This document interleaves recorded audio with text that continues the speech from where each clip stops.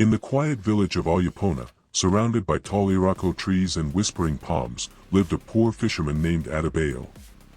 Every morning before the first cockcrow, he walked barefoot to River Ayun, his fishing basket hanging from his shoulder and his old net dragging behind him like a tired companion. His body was lean from years of struggle, his face calm and kind despite the hardship that filled his days. "Ah, look at Adebayo again," laughed Busy the palm wine tapper, calling to his friends. "He goes to the river every day and still lives in a hut smaller than a goat's pen." The other men joined in, their laughter echoing through the village. Even the children mocked him, singing, "Adebayo the empty net. Adebayo the empty net." But Adebayo only smiled and replied, "The river does not mock those who wait with patience." He continued his walk, humming an old Yoruba hymn his mother used to sing, a song of hope and peace. When he reached the riverbank, he knelt, dipped his hand into the cool water, and whispered, "Mother of the river, let your heart be soft toward me today." Then, as always, he cast his net and waited under the warm morning sun. That night, the moon sat high like a silver drum in the sky, and the air was thick with the hum of crickets. Adebayo could not sleep, hunger and worry gnawed at his heart.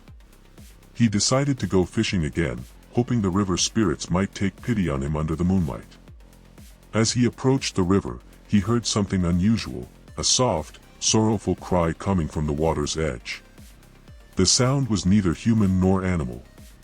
Carefully, he walked closer, parting the reeds. His eyes widened in disbelief. There, half submerged in the glowing water, was a mermaid. Her skin shimmered like polished bronze, her hair flowed like strands of midnight, and her tail sparkled with scales of emerald and gold. But she was tangled in a fisherman's net, struggling weakly. "Please, help me," she whispered, her voice trembling like wind through palm leaves. Without hesitation, Adebayo rushed forward, ignoring his fear.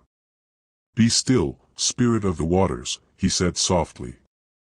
"I mean no harm." He knelt beside her and carefully untangled the net, freeing her tail. The mermaid gasped in relief and looked at him with eyes as deep as the ocean.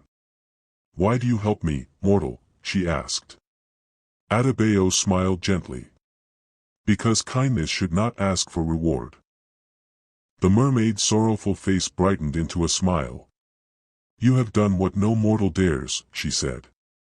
"You have touched the heart of Omolara, daughter of Alakan, the great spirit of the sea." She raised her hands, and the river began to glow with blue light, swirling around them in circles of mist. "The villagers mock you, yet your heart is pure. Because of your kindness, the river shall bless you." She reached into the water and lifted a small pearl that glowed like a drop of moonlight. "Take this," she said, placing it in his hand. "When you cast your net tomorrow, abundance shall come to you. But beware, if you boast of what the river gives, the blessing will fade like morning mist." Adebayo bowed deeply, his voice trembling. "I will honor your words, river daughter." Omolara smiled once more, her tail flicking through the water. "Go in peace, fisherman of kind heart." And before he could speak again, she sank beneath the waves, leaving only ripples that shimmered under the moonlight. The next morning, Adebayo cast his net as always, expecting little. But when he tried to pull it out, the weight almost dragged him into the river. He shouted in surprise and began to haul it in.